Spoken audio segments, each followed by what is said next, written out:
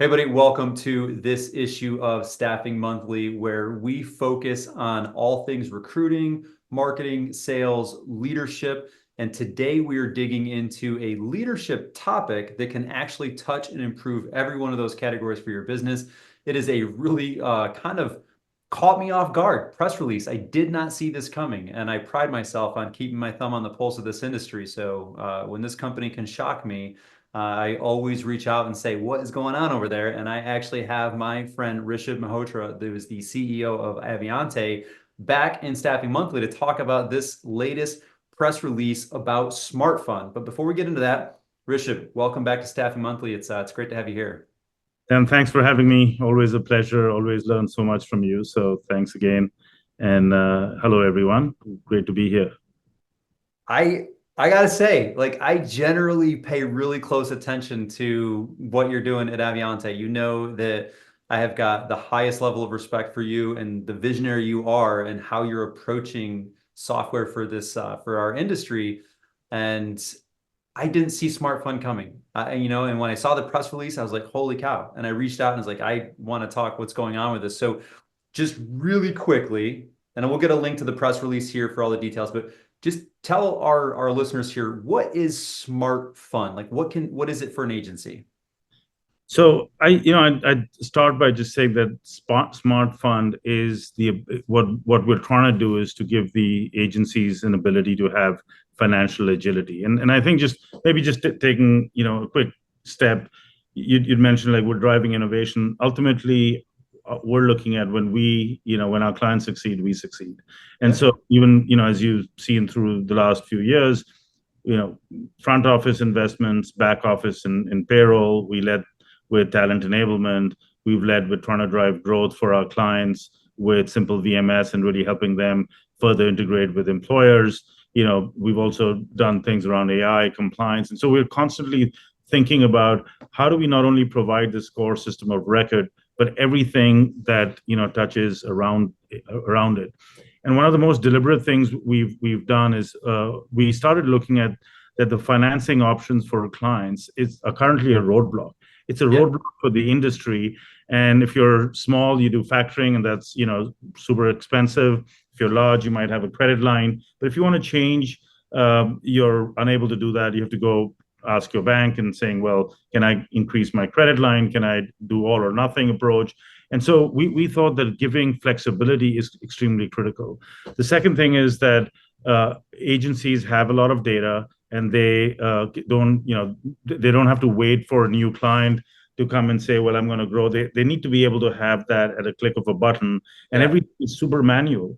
And so putting those two things together, we were looking for a way to provide agencies with a way to scale rapidly in terms of their funding and to do it in a technically interesting way, right? So they don't have to go through a 60-day process. They can go through a 10-minute process to apply and get it, within a day funding approved. They don't have to do it for the entire book of business. They can, do it for just the invoices that they want to, fund. And if you're a small, mid, or even large company that wants to, drive growth, and at a time of uncertainty like this, SmartFund is an ability for our clients to really have another agility, right? Financial agility is extremely important to help our clients grow. And so we created a unique product that, allows us to leverage our back office and give clients something that is unique and absolutely necessary in today's environment for them to grow. I I think you hit it right there, and it is timely. But before I even kind of get into like where this fits into maybe some even broader future strategy that you've cast, I've got to say you hit it on the head. I remember my early journey in this industry. We went with factoring, and it was hard to be competitive in our market with pricing and get the margins we needed to afford factoring. And we had a quick plan, like how do we get away from factoring, and we tried to go to the bank, and we were fortunate to be able to get that revolving line of credit. However, the credit review was only once a year. And I kid you not, there were times that we had to turn down business or like delay the start of business until we could go to the bank and say, hey, this is happening. And it was a cumbersome credit review process, and it created this wonky flow. And then finally, like after a good enough track record with a bank, we're able to get onto a borrowing base, model to where they could actually see the growth, the AR, all of that stuff. but it still had some reviews and some checks and balances as they should, because it's other people's money. And it was prohibitive. And it took us a while. We're like, hey, we've got to make sure that we're nimble and can respond quickly and get to a level like where most of what we do is self-funded. And we had to do that because this didn't exist. And your point, I saw this in the press release, and I don't even know how you're doing this. Um, Being able to pick and choose. When we would shop financial partners in the early days and we'd be like, hey, how do you work? It was all or nothing. It's like, you've got to put all of us, all of it has to go to the lockbox, all of it has to be monitored, a lot of controls. And it's like, when you've got good clients that pay like clockwork on like just on demand, you don't want to pay factoring money on that. Like that's a sure thing. That's gonna like it's tough. So I got to tell you, I resonated. I saw this. I'm like, oh, man, where was this guy like 15 years ago? Um, so thank you. I'm sure the industry You know the problem, and that's exactly right. It's either too rigid, too expensive, and it takes away the ability for the industry to scale, and that's the last thing you want. You're selling a customer, you have the ability to provide the people, but you don't have the financing to be able to do it. And so part of the approach was looking at a technology solution that allows this to be changed. Because typically, when you're looking at credit scoring, processes with banks, they take a lot longer.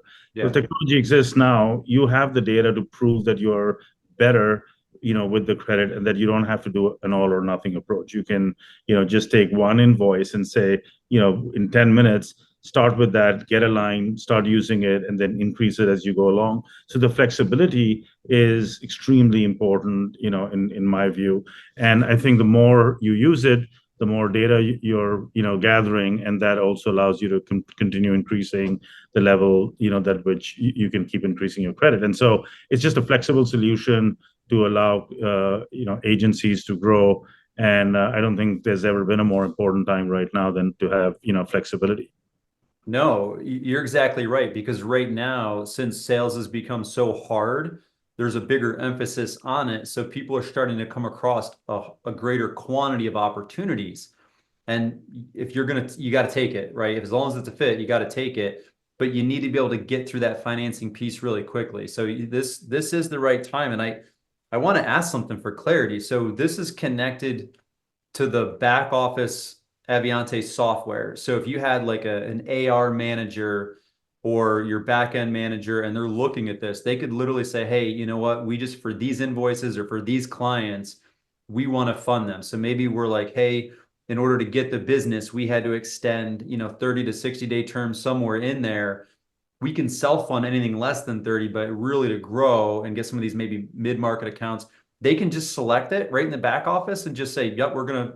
They can select it in the back office. Obviously, it needs someone who is authorized to, Sure. that's a CFO, or someone on the finance team, CEO, obviously, and they could just click a button, a very easy process, and they'll get it approved within a day, and they'll get the financing then available, and they can do it based on invoices. So it's a very, very easy process for them, and it's just, and that's how it should be. It should be just a click of a button, and that's really one of the things why we looked at a number of different options to do this, but why we zeroed in on this one is it's also technology forward, right? That says you want flexibility, but you want ease of use. That goes with our core ethos of how we want to build the software, and also with the core ethos, which is we ultimately want to help our clients win, and this is another way I think we can help them win. And I think that makes a ton of sense, because obviously if you can help them grow, then they add more users. More users is good for Avionté, but and it's symbiotic, and I think that's how partners should work together. So two questions that I have around this, and if you're like, hey, you want to put me on to the funding partner for these, it's okay to do that. But I'm so curious about how this works. So I know with funding, there's usually the like UCC one, like who's going to be first in line? Because if you're using this, does it preclude you from using a bank line of credit or some other funding partner? Is it because that's another area where, Interestingly, it does not preclude you, but I think over time, when you start looking at funding through this way, you might not want to be using your other sources, but it doesn't preclude you. It is just additive to what you have. and this is what I say is taking a technology solution where you can use, data analytics, and I'll leave it at that, to help you better, understand, because, data helps you understand risk a lot better, right? And many, if you have an archaic scoring process on risk, it's actually a roadblock to your business. And if you Yeah. take that away, you suddenly make it into a booster for your business. And that's really what, this technology-based approach allows us to do. I like that. So that's amazing that you can actually utilize them alongside another financing model. So that gives you more strategic flexibility. Um, is how is the pricing handled? Like, do you got to have a separate agreement with the financial backer of SmartFund, which I believe is it Canmon? Is that how you say it? I don't know. Wasn't familiar with them. Kanban is the technology, provider, and so there is a process that you go through, but it's basically because it's integrated into our back office.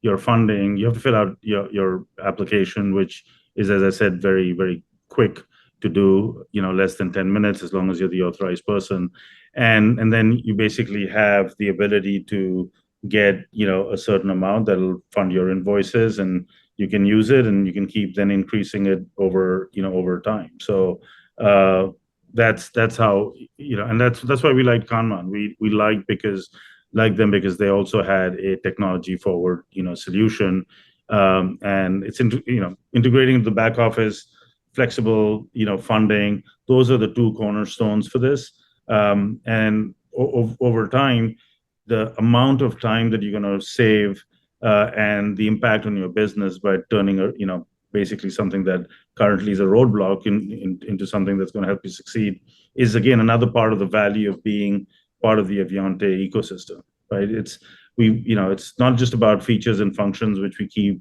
focusing on. It's about how do you enable the clients to optimize the entire ecosystem.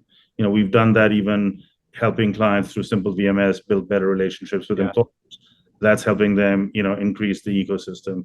Other areas that we've done better relationship with talent. We were the first to introduce a virtual pay card in the industry, Yeah. because we wanted to make sure that talent had funding. And so this is in continuation with that, to say we want staffing agencies to have flexible on demand funding that's a click of a button that allows them to grow.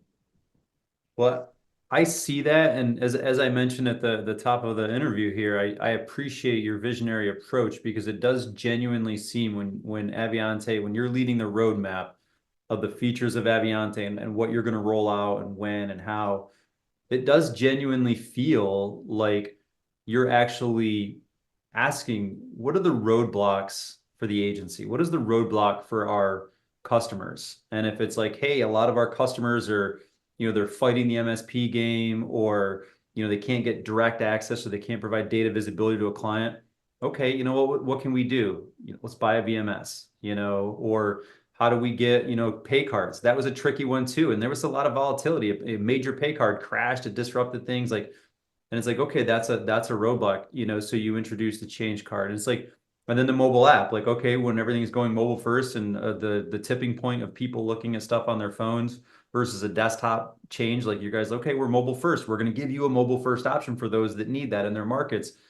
So, and this is off of the smartphone. I'm just picking your brain at this point, but how do you do that? Like, how does Avionté know what the roadblocks of the customer is? Like, this is intuitive. Like, how did you know that this was a problem worth solving that most software companies wouldn't?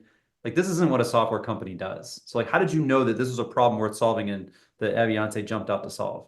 I think we start with the basic philosophy is that if we can help our clients succeed and help the industry, get bigger, right? What are the roadblocks for the industry? Ultimately, when our clients win, we win. And so we talk to them. Even on something like this, we conducted several, interviews with clients, understanding what their problems with current funding solutions are. The fact is that they're already doing payroll, through us, that there is already a mutual relationship there. There's somewhere that we can leverage. And so, thinking about the value add, because ultimately, when we think about our clients, they have, gross margins, and from that, they make net margins. Can we help them improve their margins? Can we help them grow faster? Those are the two basic questions. And how can we use technology or the ecosystem that we have to enable them to do those two things, improve margins, grow faster. And so that kind of gets into the zip code. Funding and financing is a huge piece, both to improve margins, if it's too expensive, for the way you're doing it, but as well as to grow. And so it's sort of zeroed in on that, saying that it's a major area that we can help our clients with, and ultimately providing them with a flexible approach to doing that. That's again part of the ethos is software built for humans. So can we make it easily usable, make it, the whole process completely change on its head from a 60-day, 90-day approval process, then I get annual reviews, to one that I can just slide along, right? It's just, why not? We've got technology that allows us to do that today. Why wouldn't we use that first? That makes a ton of sense. And it's probably a weird analogy, but when I think about this, again, it's symbiotic, but if you think about the auto industry, when they were really transitioning people away from like the antiquated modes of transportation into the automobile, the next problem was like, okay, they want to go faster. How do we do that? And they had to invest in infrastructure, and they worked on building amazing infrastructure. It's like, okay, now they're going further. How do we solve that problem? Okay, now we got to build out a network of gas stations, and the EVs are doing it with charging networks. And it's like that type of company. Yeah, they were constantly improving the car, like the core function, but they also thought about the new problems or the new challenges that their customers would be facing, and they got out in front of it. Just instead of just being so self-centered and focusing only on improving the car and saying, hey, you know what, the rest of it's on you. That's a weird analogy, but like that's how I see it. Like you're building out additional infrastructure for people. Great analogy, especially when you think about, EVs, right? Electric vehicles. If you didn't have charging stations and think that through, you're limited in terms of how you can use a car. And so the same thing is, we do have the core system that our clients use day in and day out, and we got to keep improving that. We got to make sure that's the best system. But if we don't connect it to their customers and to their employees, and make sure that everyone is able to use the entire ecosystem, they're not going to succeed. When we think about things like AI, we have to think about workflow, which is important right before you add technology to it. And the same thing over here, we had to think about what's the workflow that they have in order to get funding. And it's a really archaic workflow. Let's change the workflow, and let's use technology to solve a problem that can actually help our clients grow. And so I think there's a lot of change, and staffing is used to dealing with change. And the areas that we can think about making them more agile and deal with the structural and cyclical changes that are happening in the industry, that's just going to make the industry stronger. And we want to make sure that our clients are winning, more than their fair share. And again, from being of the industry, I appreciate that. I've got one big question left that I want to ask, and this is more holistic, but I guess I'll ask it first, and then I'll share some interesting data that I think you might find useful. You probably already know it, but I'm going to share it anyway. So when you look at this and you think about how staffing has been rather stagnant as far as like market penetration, it's been pretty low percentage of the overall workforce. Do you think some of that has to do with the friction points and kind of the inefficiencies of like commercial industry working with a staffing agency? And do you see your roadmap and the way that you're developing technology actually making it so much easier for an employer to work with an outsourced labor partner that maybe the clients of Avionté will help be able to expand how much we actually penetrate into the overall labor market? I mean, to me, it's 100%. I'm a true believer in that. When we think about the contingent labor has been growing steadily, it's almost 25% of our total employment, and staffing has sort of hovered between 1.7 and 2%. The question is why? Yeah. Trust of a reliable supply chain. That's one thing, right? Being able to go from being very transactional, which many staffing companies are, to now thinking about, hey, let's put ourselves in the shoes of our customers. What do they want? What will they want over time? Can we be better at predicting their needs? That's why we did the whole simple VMS, acquisition and integration, and helping our clients create that as a channel. Then there are other friction points. How can I find talent and redeploy them and make it much faster? Because if you can't do that, you again are too slow. You can't create a reliable supply chain for employers to trust. And so that was where we acquired Workin and then built around that. we think about compliance is a big thing right now. Huge. Chris Ryan has recently, written something about how, staffing companies need to be, dealing with digitization of records and compliance, whether you're an employer using a VMS or you're a staffing company. And so we want to make sure that we break that barrier. And then this funding and financing, either for individuals or for staffing agencies, is a big piece that again allows it to sort of grease the wheels for funding. And so taking that approach will give an opportunity, to really play a bigger game, to take a greater portion of that 25%, not to sit in that 1.7 to 2% of total employment. And that's what we really want our clients to go after. We see that in the supply chain for goods all the time, right? We talk about preferred suppliers that are going to be giving you parts for all your cars. And so why is that not in staffing? Because they're not building that level of trust and a reliability in the supply chain. And that's effectively what good technology can do, is help solve the problem that allows your customers to grow. And I think we need to all, as an industry, stop being as myopic and start really looking at the forest from the trees, and then make decisions, and then you'll come up with the same things that we're coming up with, which should really help raise the boats for all of our clients.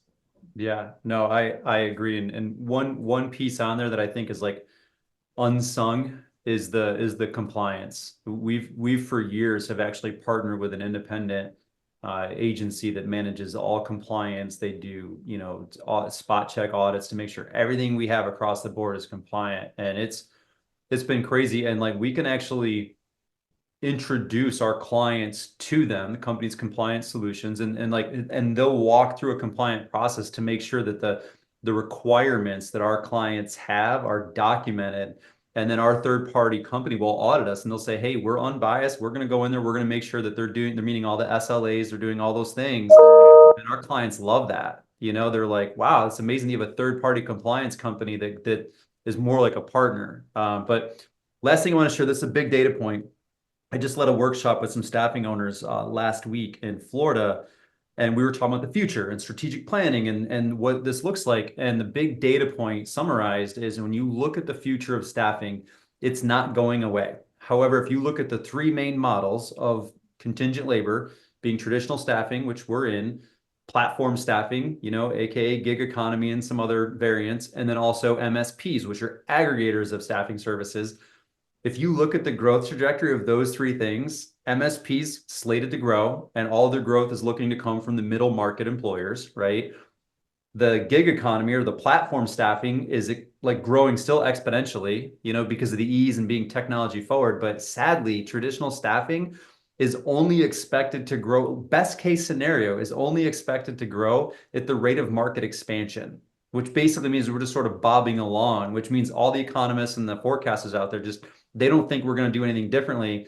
So I think it's great. I actually had some Avionté Bold customers in the room, and they're like, well, that's why we're actually approaching this, because we've got simple VMS that helps us do the MSP play. We can actually capitalize on that growth with our business. And the fact that we're actually building out more, that we're part of the platform staffing model, we can actually capitalize on that platform growth as well. So we don't have to rely on just bobbing along with the market. Again, that's happening now, but you started this roadmap when you got here 4 years ago. So you see the same thing, right?